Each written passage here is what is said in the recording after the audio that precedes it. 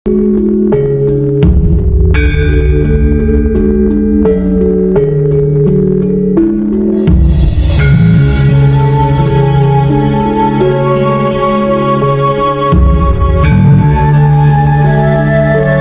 Romo, beberapa hari terakhir ini kan berita viral tentang adanya fenomena alam di puncak Gunung Merapi. Oh iya. Itu kan ada semacam cahaya atau kilatan yang jatuh di puncak Merapi.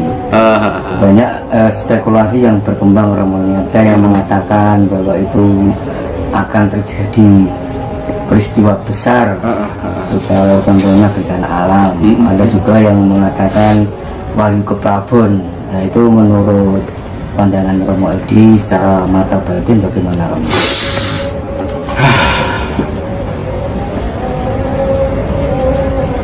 Jadi gini, Mas, Merapi itu sulit terdeteksi karena di situ itu sesungguhnya adalah kerajaan besar.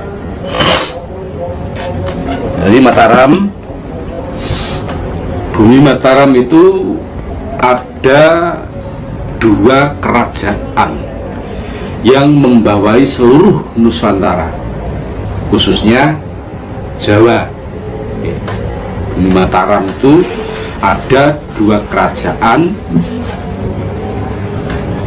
yang membawai Nusantara, khususnya Pulau Jawa. Nah, dua kerajaan ini bukan Jogja dan Solo atau Keraton Ngayogyakarta Hadiningrat dengan Keraton Surakarta Hadiningrat, bukan. Jadi saya sebut Mataram itu artinya Surakarta itu juga Mataram, Yogyakarta juga Mataram. Nah, ini saya sebut Keraton Mataram itu ada dua kerajaan besar yang membawai Nusantara dan Pulau Jawa. Nah, kerajaan itu adalah satu kerajaan manusia yang dipimpin oleh Kanjeng Sultan dengan jajarannya, dengan punggawannya, dengan pemerintahannya. Terus yang satu dipimpin oleh Kanjeng Ratu Kidul. Ya. Nah, tempat yang dijadikan sebagai kerajaan kecil, jadi sebelum kerajaan besar yang ada di dasar laut pantai selatan itu yang disebut Pendopo Agung, Pendopo Pangrantunan. Jadi sebelum orang sowan ke pantai selatan ini terlebih dulu mampir di Kedaton atau keraton yang terletak di Kawah Merapi. Ini menurut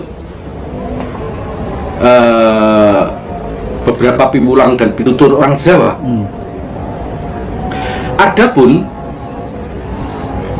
kepercayaan yang berkembang di Kawah Merapi itu juga merupakan swarga pengrantunan atau tempat sukma yang masih belum diterima di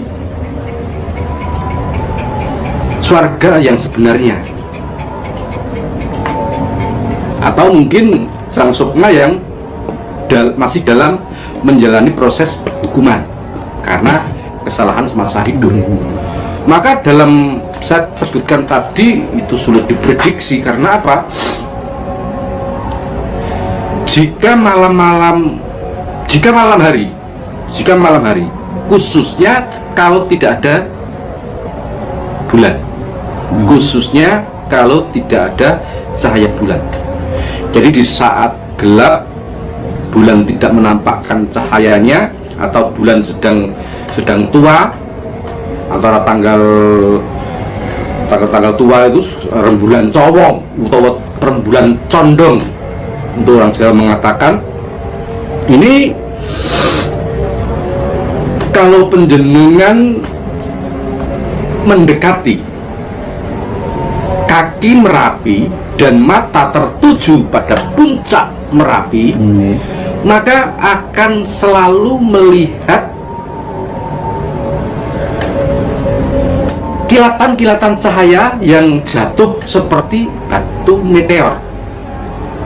Itu berganti-ganti. Saya pernah mengalami dan saya pernah melihat sendiri pada masa itu. Jadi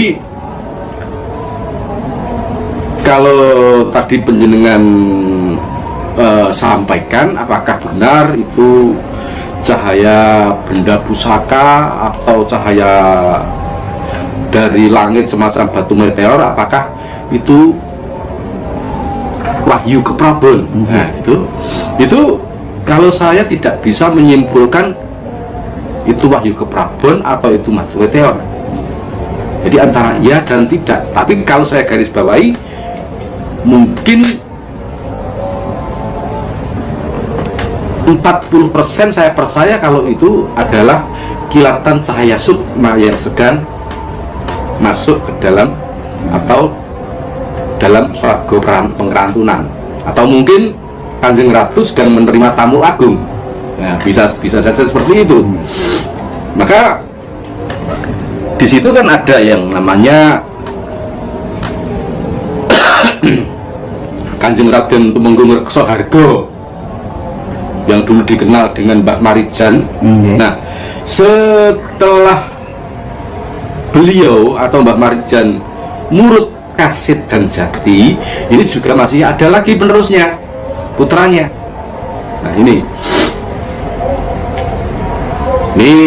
dalam hal ini saya belum banyak tahu karena saya juga kehilangan kontak dengan beliau dulu ketika masih punya masih pegang HP yang kecil itu. Saya punya nomornya, jadi kalau ada apa-apa gitu kadang-kadang komunikasi gitu. Sekarang sudah hampir 3-4 tahunan ini saya kehilangan kontak, tapi saya masih percaya bahwasanya di Puncak Merapi itu adalah tempat kekuatan supranatural yang super hebat.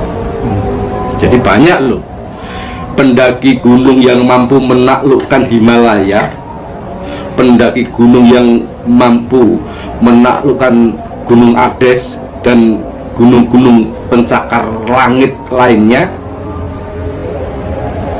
Tapi ketika naik di Merapi yang mungkin untuk ukuran para pendaki tidak begitu tinggi, ini banyak yang tidak bisa kembali, tersesat. Betul dong. Betul, tersesat. Karena apa? Karena lebatnya hutan? Ya kalau namanya pendaki itu sudah tentu hafal akan kompas, jalan, jalur dan lain sebagainya, ya kan? Untuk menguasai medan di dalam atau di luar area hutan rimba belantara sudah terbiasa. Tapi ketika di Merapi itu ada tempat-tempat yang bisa-bisa kompas itu macet, kehilangan arah, ngarani lor jadi kulon, mengatakan utara menjadi barat, ngarani wetan menjadi kidul, timur menjadi selatan. Ya, jadi karena ya mungkin pemikiran kita atau otak kita sedang dikendalikan oleh penghuni ya di situ. Bahkan di situ kalau penjenengan mau mencoba, kalau jodoh ya Ki, kalau jodoh itu ada loh tempat yang bisa penjenengan jadikan mencari ya semacam tembung saiki niki nek dodolan ya dadi ben laris, nyambut gawe ben lancar, terus bisa dikatakan garis besar pesugihan, tapi tidak meminta tumbal. Itu di Merapi itu Pesugihan tanpa meminta tumbal. iya, Ada ya? ada di Merapi ada namanya. Tapi kalau jodoh namanya Pasar Bubra. Pasar Bubra. Pasar Bubra itu tempatnya tempat singgah sananya pasarnya para lelembut, para makhluk astral yang ada di situ. Jadi di dalam ketika penjenengan nanti naik lagi, ada bumi perkemahan itu di atasnya itu ada yang disebut Pasar Bubrah. Nah, minta pemandu dari sana sudah tahu, hafal anak Pasar Bubrah pasti dikasih tahu. Dan itu ada tanda batu hitam sebesar kerbau. Ini untuk jujukannya para wong sing golek-golek ini mas, tempatnya orang-orang yang memang sengaja mencari itu. Nah ini dalam posisi siang itu jenengan beli apa misalnya gitu.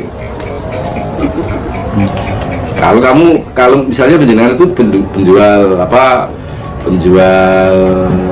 sayur, penjual sayur penjenengan beli apa? Beli tomat, beli sayuran gitu. Sebelah oke duitmu nungkono. Jika uangmu itu hilang, yo ditindih waktu bergam lebat angin ya. Jika uang kamu hilang itu berarti diterima, didoli. Lah sayurnya nanti apa? Mungkin juga kacang, mungkin juga bawang, tapi bawang jadi batu, bawang yang sudah memfosil. Nah ini sampean campur dengan sayuran, dengan dagangan penjenengan itu, dagangan usul waris. Yang lebih bejo lagi itu kalau sampean uangmu lebih disusui, lah uang kembaliannya ya bisa dibelikan. Misalnya uang kamu itu 100.000, berkurang 85.000, tinggal 15 buat ada dompet ini buat tukono rokok 15.000, kamu belikan rokok 15.000, padahal di dompet kamu itu kosong melompong, nggak ada apa-apanya, tinggal 15.000 tok itu. Kamu buka ya 15.000 lagi, 15.000 kamu belikan apa? 15.000 lagi, terus seperti itu.